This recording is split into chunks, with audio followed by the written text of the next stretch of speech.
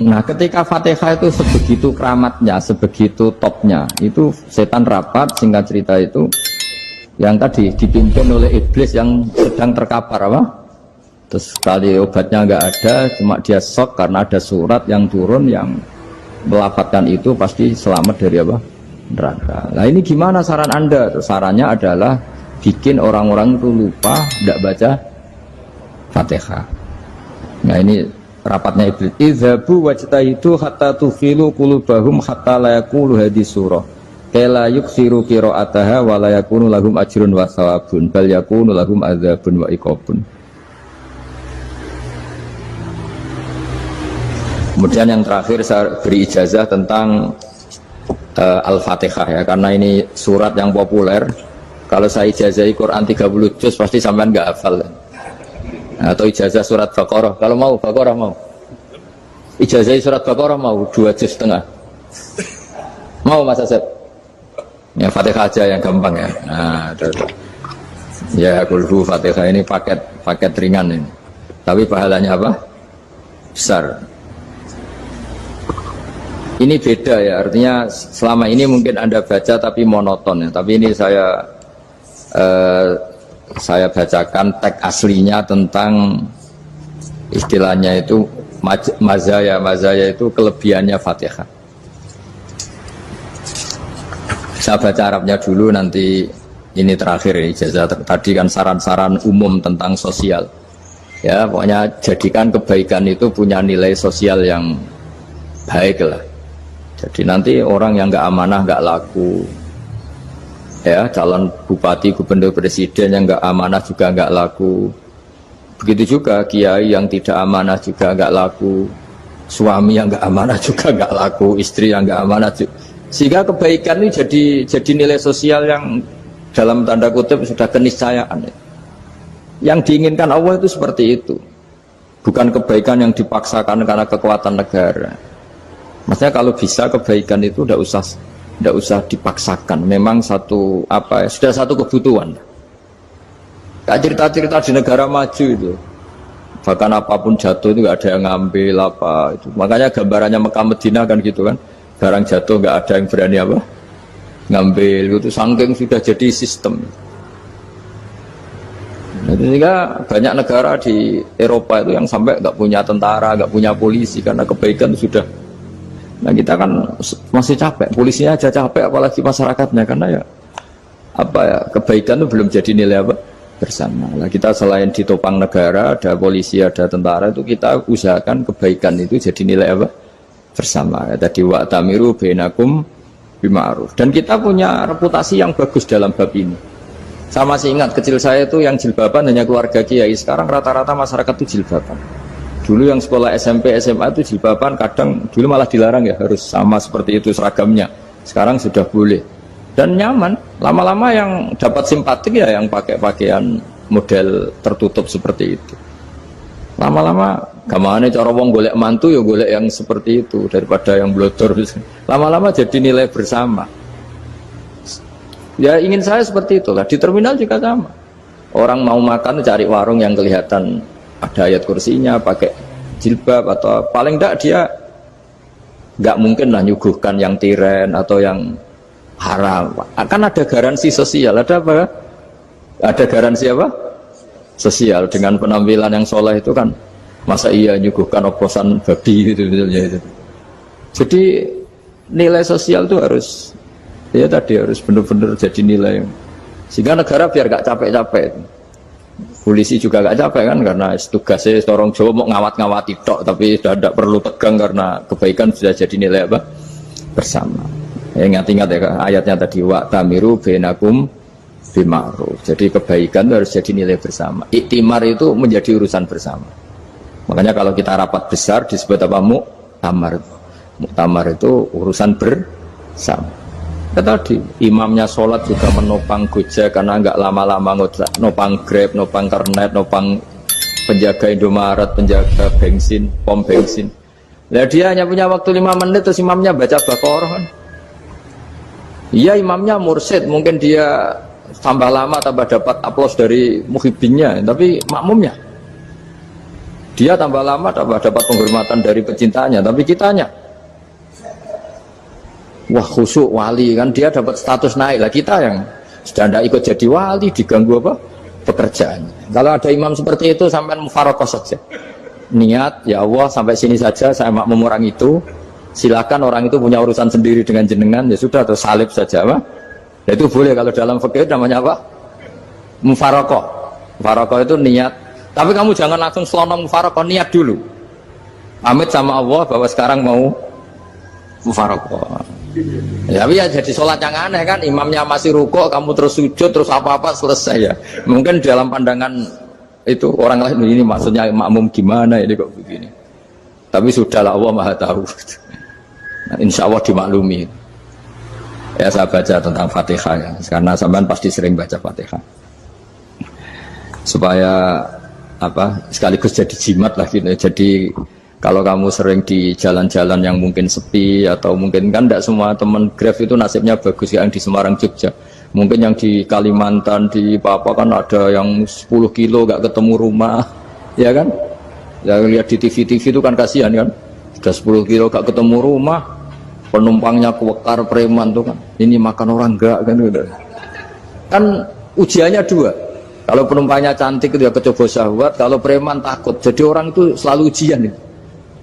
Sing sedengan itu kan jarang orang itu. Jadi kalau penumpangnya perempuan cantik ujiannya itu syahwat, kalau preman ujiannya ketakutan.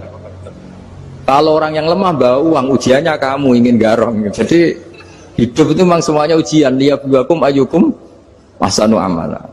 Makanya saya sering ditanya oleh teman-teman, Gus, nah ujiannya kenal wong wedok elek piye? Sama, kenal wong ayu ujiannya syahwat, kenal wong elek ujiannya ngenyek, itu sama-sama dosa. Syahwat ya dosa, ngenyek juga dosa.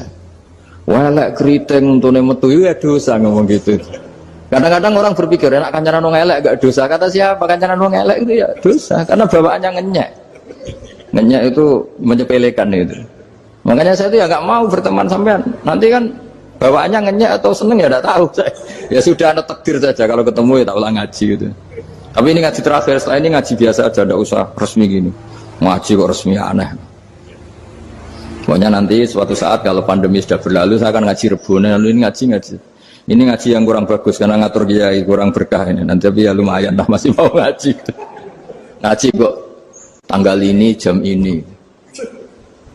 Sekarang suatu saat kamu tak panggil, Mas Wahyu datang ke sini jam ini, tidak mesti bisa. Mungkin pas ada acara apa, oh, maaf ke sini pas ngecek, pas apa. Gitu. Jadi ya sudah, tapi tak maafkan, enggak apa-apa. Takdir ya. Tak bacakan supaya sampean tahu keramatnya Bismillah. Nah sebelum saya bacakan Bismillah Fatihah, tak beritahu tentang ilmu tafsirnya, karena ini penting sekali. Fatihah itu dawuhnya Allah, tentu itu dawuhnya Allah. Saya ulang lagi, itu kalamullah. Tapi yang sudah diberikan kesampaian ke kita semua, sehingga seakan-akan itu menjadi dawuhnya kita ke Allah. Jangan salah loh ya, Fatihah itu dawuh Allah, tapi sudah diberikan ke kita. Sehingga posisi kita itu yang punya itu. Nah kenapa ini perlu dijelaskan? Karena nanti ada kalimat iyyaka na'budu wa iyyaka nasta'in. Kalau itu masih kalam Allah, berarti Allah ngomong ke kamu, ngendikan ke kamu, kepadamu aku menyembah. Masa Allah menyembah kamu? Nah sehingga ilmu tafsir itu menyelesaikan itu dulu ya. Saya ulang lagi ya, sebelum sampean sering baca Fatihah, aku yakin ya sering baca. Tapi barokahnya tidak paham itu tidak pernah janggal. Enggak paham itu ya penting supaya tidak iskal, tidak janggal. Sebetulnya di kalimat itu ada yang janggal. Kalau Fatihah itu kalimatnya Allah atau kalam Allah, bagaimana dengan kata-kata iyyaka na'budu? Masa Allah ngendikan ke kita, kepadamu kami menyembah? Masa Allah menyembah kita?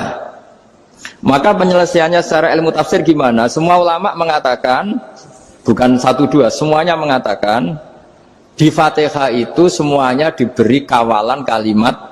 Saya ulang lagi ya, di Fatihah itu semuanya diberi awalan kalimat qulu, katakan wahai hambaku begini.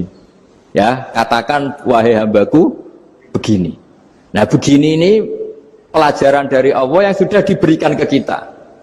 Terus kita mengatakan bismillahirrahmanirrahim, alhamdulillahirabbil, termasuk kita mengatakan iyyaka na'budu wa iyyaka nasta'in. Jangan bayangkan Allah ngendikan ke kita. Kalau Allah ngendikan kita berarti gini, hei wahyu, ihdinas siratal mustaqim, tunjukkan saya jalan yang benar. Nah nanti kamu terus, ya Allah, Anda aja minta tolong saya minta tolong siapa kan? Jadi panjang kan? Ya, saya ulang lagi ya. Jadi itu di Ulumul Quran diterangkan gimana? Sebelum baca Fatihah, ya. Fatihah itu kalamullah, ngendikane Allah, tapi yang sudah diajarkan ke kita dan sudah milik kita, sehingga kalimat itu menjadi milik kita. Tapi ya kalamullah, tetap kalamullah, tapi sudah menjadi milik kita. Udah paham ya? Ya pinter naon.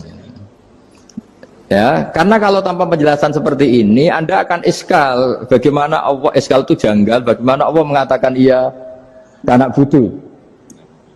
Kan jadi aneh ya? Ya, jadi tak jelaskan secara ilmiah ya. Jadi kata ulama-ulama tafsir, ayat-ayat Quran seperti ini sebetulnya dimulai dari qulu apa? Meskipun nggak dilafatkan.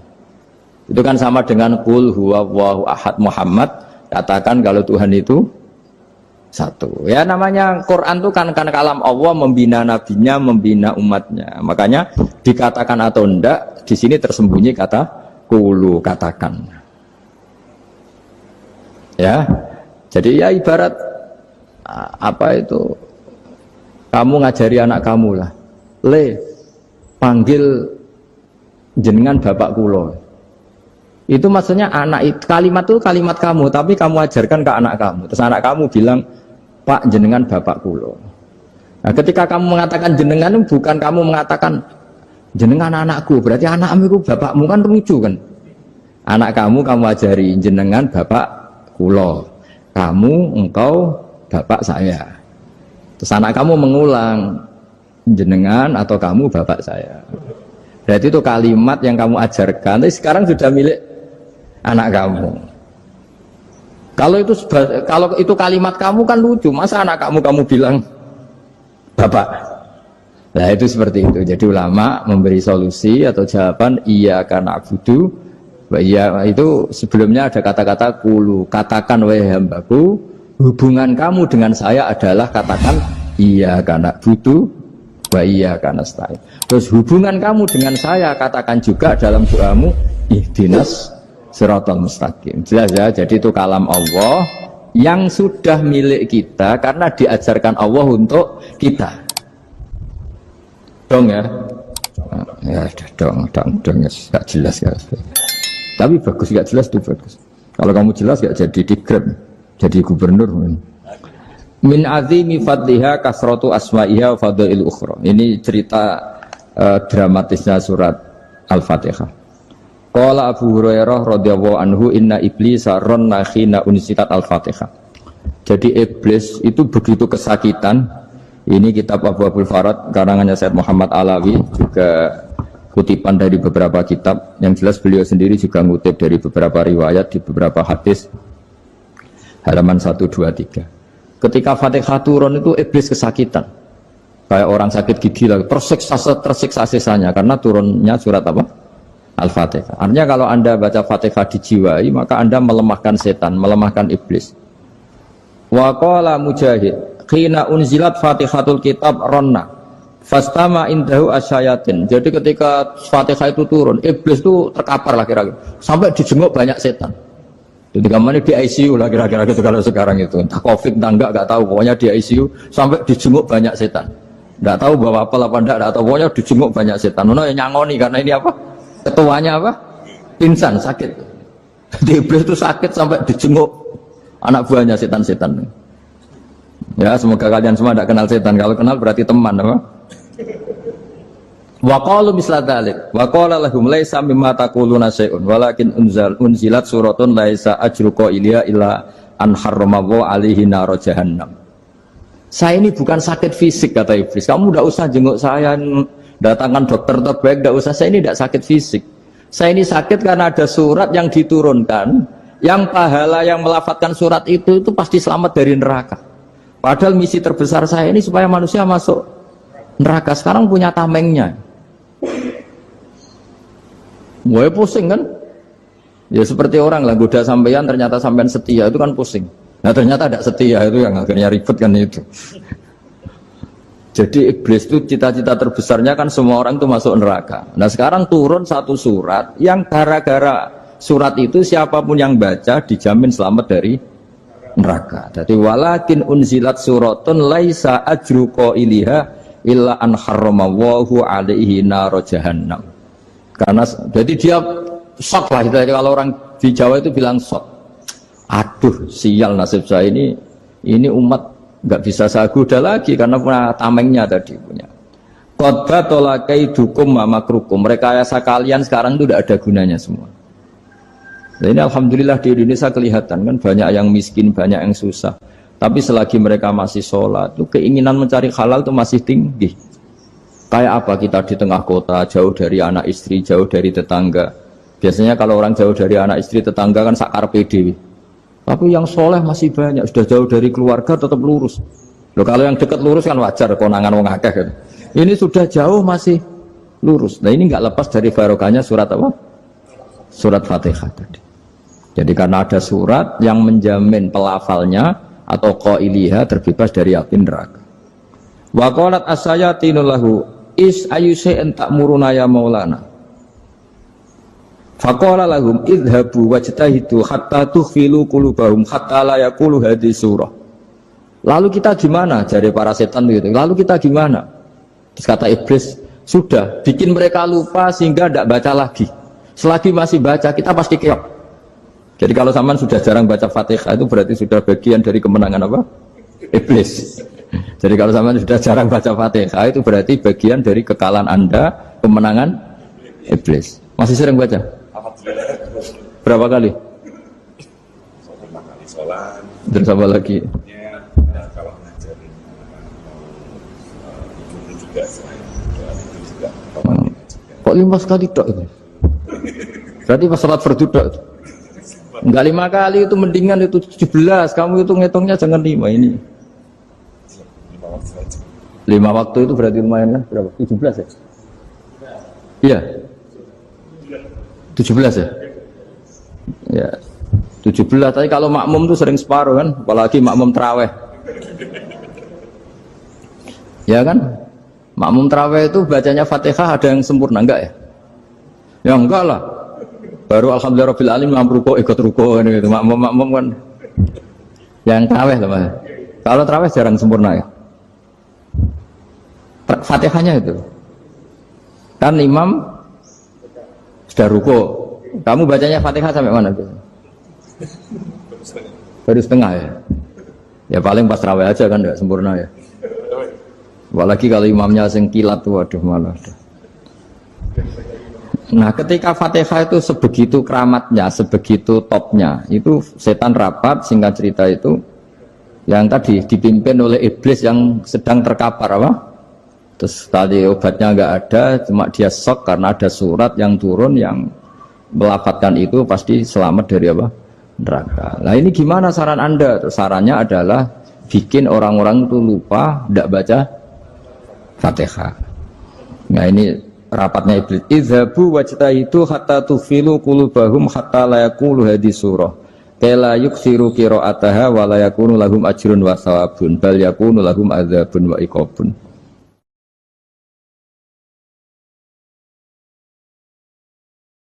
Jadi saya mohon selama ini Anda sudah baca, tapi mungkin hanya rutin saja. Napa rutin saja? Jadi barokahnya ngaji ini kamu punya kekuatan atau punya semangat membaca karena ini surat yang luar biasa. Ibarat gini, kalau sampean tanya, saya juga sering mikir, masa Gus hanya surat kok punya kekuatan seperti itu?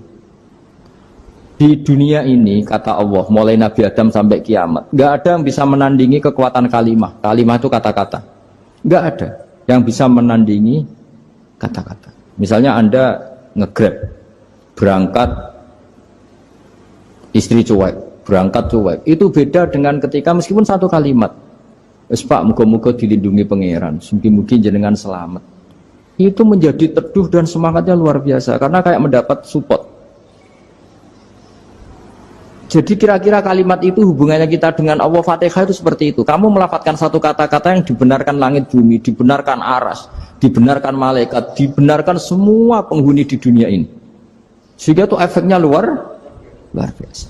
Itu seperti gini ya, kamu cerai sama istri, terus nikah lagi katut babon. 10 tahun anak kamu dididik, ibunya benci kamu. Dan memang Anda layak dibenci. Duwidek. Dan sampai nggak pernah manggil kamu Pak. Suatu saat, kamu tentu rindu kan, ingin dipanggil Bapak oleh anak kamu. Suatu saat anak ini manggil kamu Pak E. Itu senengnya bukan main. Hanya sebuah kata-kata. Makanya kadang-kadang orang itu tanya sama kiai, ijazah lafadz ini gunanya apa sih? Itu ijazah-ijazah itu untaian kata-kata. Yang kata-kata ini dibenarkan langit dan bumi dan aras dan para malaikat, sehingga efeknya itu luar. Nah ibarat seperti itulah, kamu melafadzkan Fatihah itu melafadzkan kata-kata yang dibenarkan Allah dan Rasul dan semua malaikat, semua penghuni langit. Maka ini efeknya pasti luar.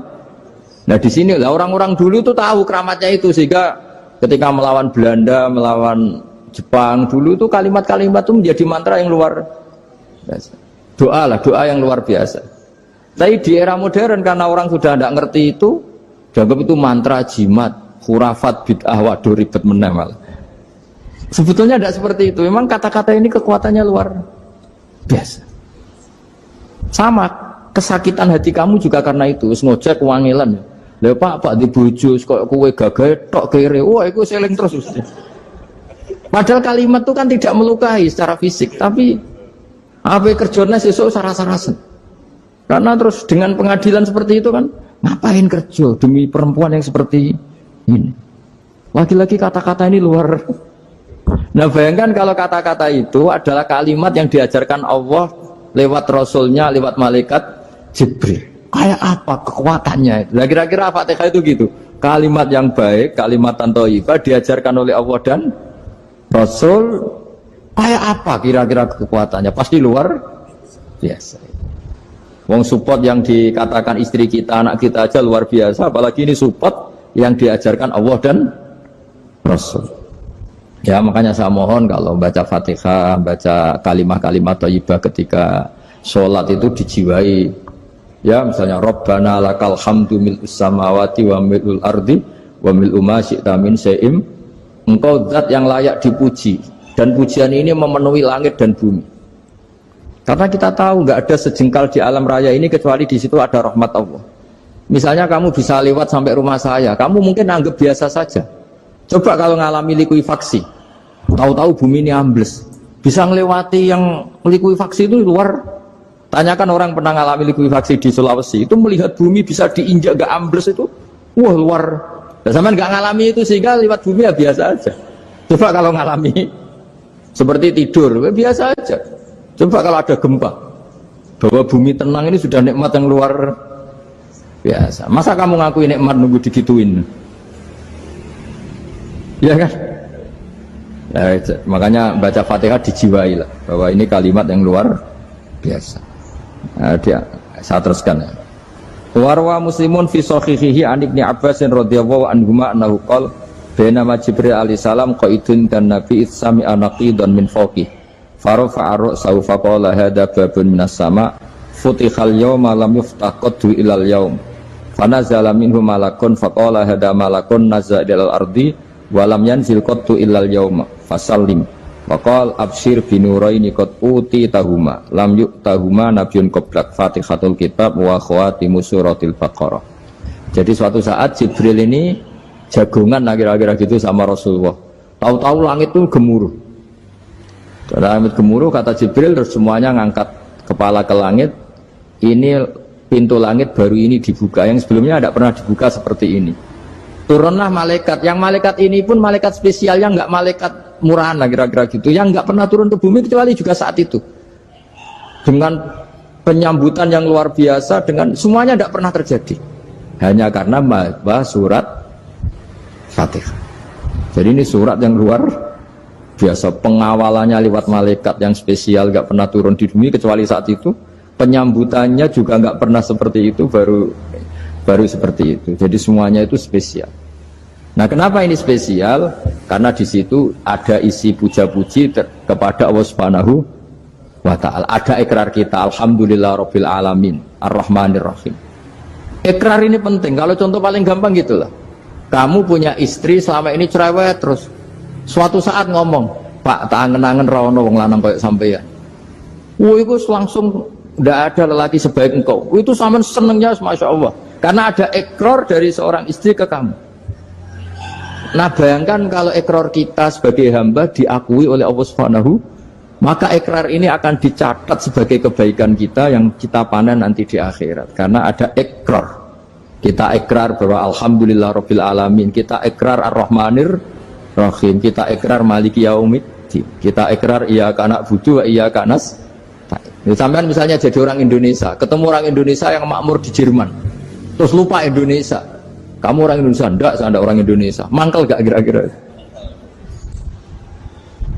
Mangkel. Karena salah ikrar kan gitu. Ya, jadi saya mohon jangan anggap kalimat itu hal yang biasa, tapi luar biasa. Nggih, ngoten mawon. Assalamualaikum warahmatullahi wabarakatuh.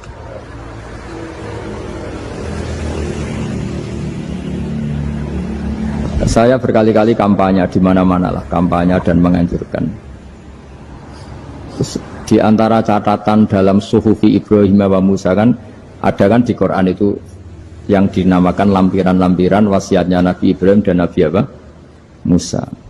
Itu di antara catatannya begini. Orang yang punya akal itu adalah orang yang bisa menikmati sesuatu yang baik. Misalnya gini, contoh gampang gini. Kamu punya anak pertama atau punya anak yang masih kecil. Itu gendong tuh senangnya bukan main. Melihat anak sehat tuh senangnya bukan main. Mungkin saat itu banyak orang yang sedang maksiat dengan perempuan nakal atau dengan teman-teman nakalnya. Yang nganggap seperti itu tidak nikmat. Tapi andekan ini ditimbang ya ditimbang. Yang maksiat tulan, misalnya paling ukuran bahagianya itu 70%. Tapi yang ini, yang nimang anak baru lahir atau masih kecil, corong Jawa ngeloni anak, bisa saja bahagianya itu sampai 100%. Artinya selama ini kesalahan kita adalah nganggap maksiat itu pasti menyenangkan dan taat itu tidak menyenangkan. Makanya saya berkali-kali fatwa, untuk melawan kenikmatan maksiat, orang harus terbiasa menikmati taat, menikmati kebaikan. Jangan kira kita nimang istri nikmat, nimang anak nikmat, ketemu teman yang lama tidak ketemu juga nikmat. Artinya kita akan melewati berjam-jam untuk jagungan sama teman, sama anak, sama istri. Dan itu harus kamu nikmati. Supaya mengganti tidak berkebutuhan nikmat yang lewat jalur maksiat. Jadi saya mohon sarana-sarana yang menyenangkan itu, yang taat itu kita maksimalkan. Makanya bapak saya itu sering pesen, kowe nak ngaji sing guyon, sing seneng. Nganti wong maksiat itu karena cari kesenangan. Coba kalau kesenangan itu sudah didapatkan saat taat, maka tidak butuh lagi kesenangan yang berbentuk maksiat. Makanya orang-orang wali dulu kalau sudah sholat itu gak bisa berhenti karena merasa nikmat. Makanya Nabi pernah ngendikan wa qurratu aini fi sholat, nyaman saya itu kalau sedang sholat. Sekarang ditagih kan, nah zaman rukun kan nggak ditagih, nah istukaran kan di. Terus kita jadi kiai bingung. Jare sing ngutangi kon 7 juta, mergo pedet duit. Jare sing utang, murian mau 3.000, Gus. 3.000 untuk pentol, siomay. Udah tak bantan tengah kula. Sing utang seneng 3.000, sing utangi seneng 7 juta. Nah saya bareng, ya nak ngono sawar pedet ta mending ngono. Pedet apa, Gus? Sisi tok milih pedet limusin. Sisi tok milih pedet biasa, dhisik pedet biasa. Lah ya pedetku biasa iku cara nak mbok utang wis ndek anak putu.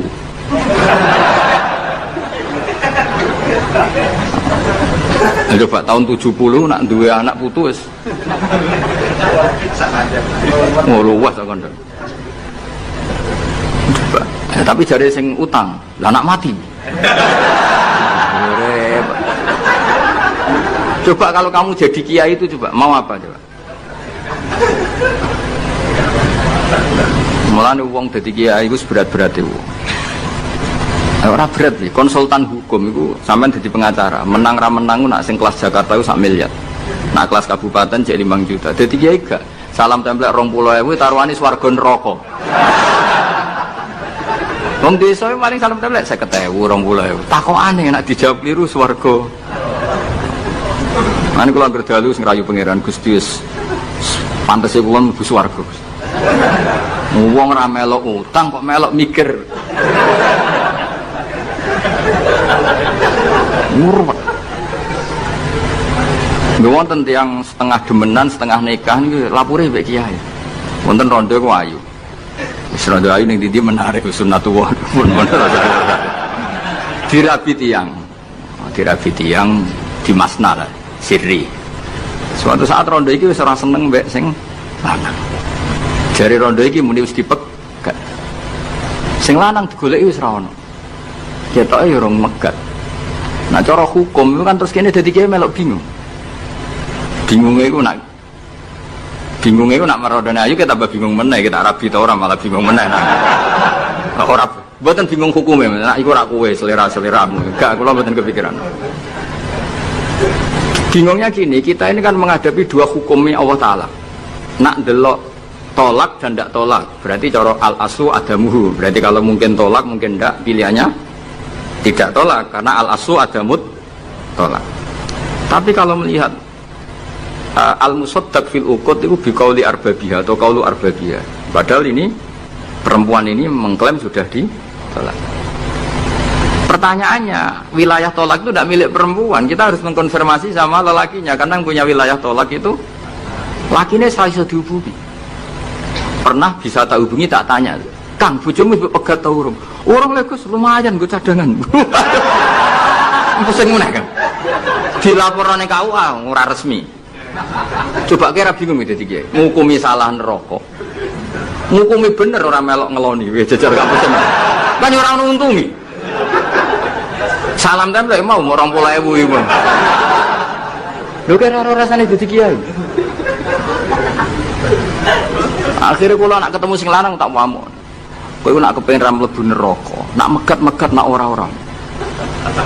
Mergo Quran iku paling anti iku fatadzaruha kal mu'allaqah, ngembangno wedok iku koyo gantungan, kawin ora.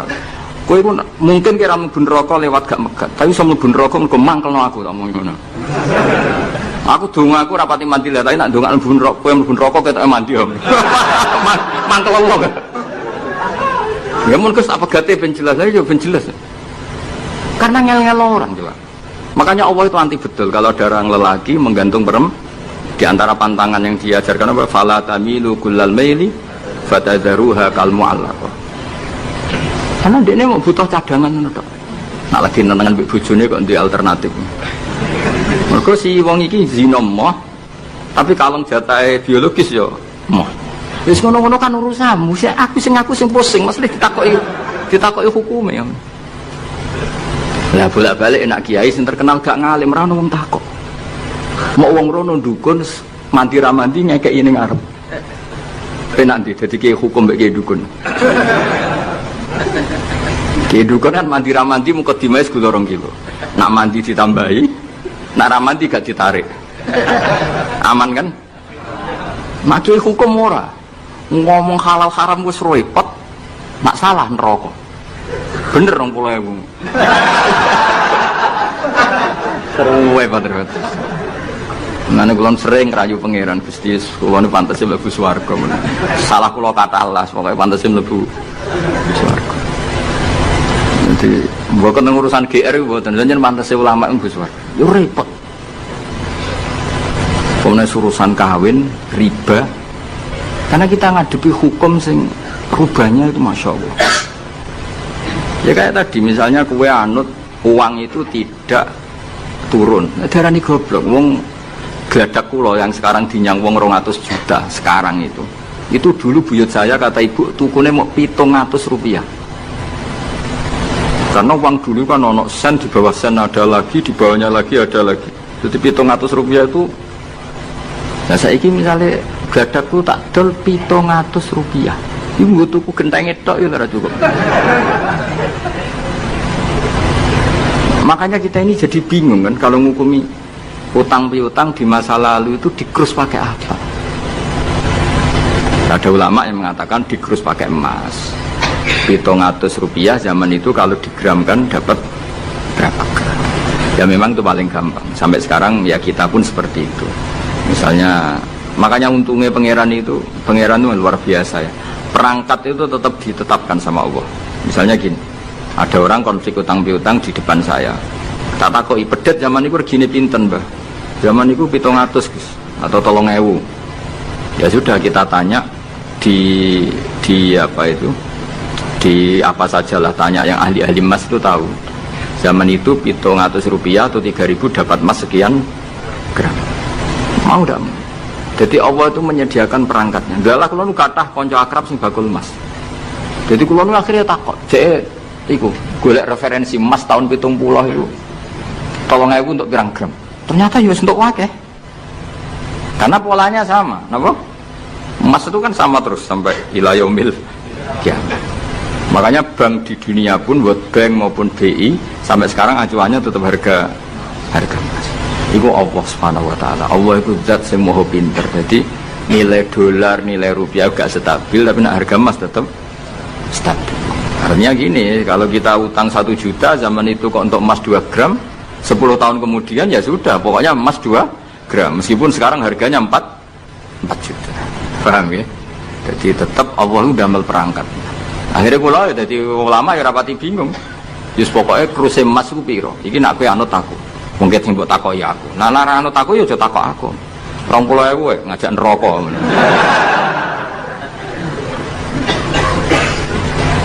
Ya, maksudnya ini masih ngaji ini mboten. Nah, mulane akhir ayat sing turun ku ayat den be ayat riba. Geden ya mari riba iku ya mergo den. Saiki sing utang ora masyarakat tok, kiai sak santri-santri yo tukang. Mulane BPKB ini udah pinter-pinter. Nak sekolah do suwi ya. Apa sediluk? Ada enggak orang punya motor BPKB-nya di rumah? Ada 10% sak kampungmu. Sekolah pinter lah. Enggak, maksudnya dari satu kampung iku sing BPKB ra sekolah pirang persen? Pira? 0%. 0%. Oh, no. Pira tidak? Oh, no, itu berarti wong kusur. Alhamdulillah, weling mesti iku tukang gadekno. Pirang persen Kang Ali? 10 ono. Dari iki ra ono. Ja ono 10. Ono.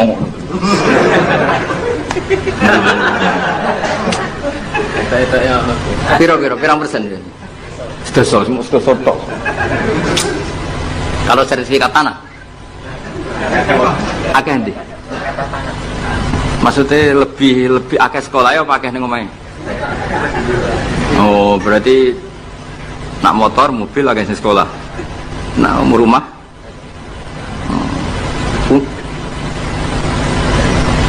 Akeh sing aman. Alhamdulillah.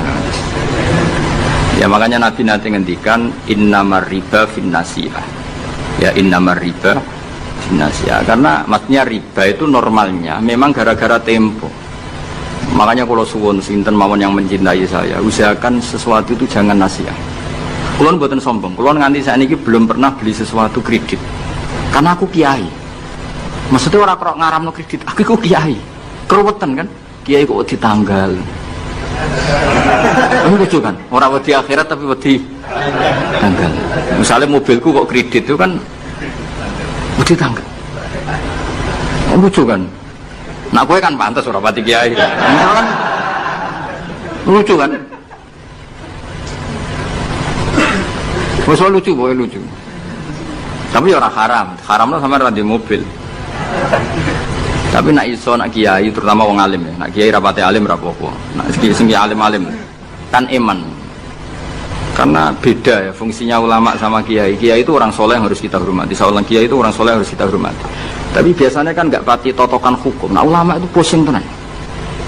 Takut ada wong aneh-aneh. Wes aneh. Kemudian kadang ono wong dibojo nganti loro, sing lanang ku loro. Ya perkara ini gitu.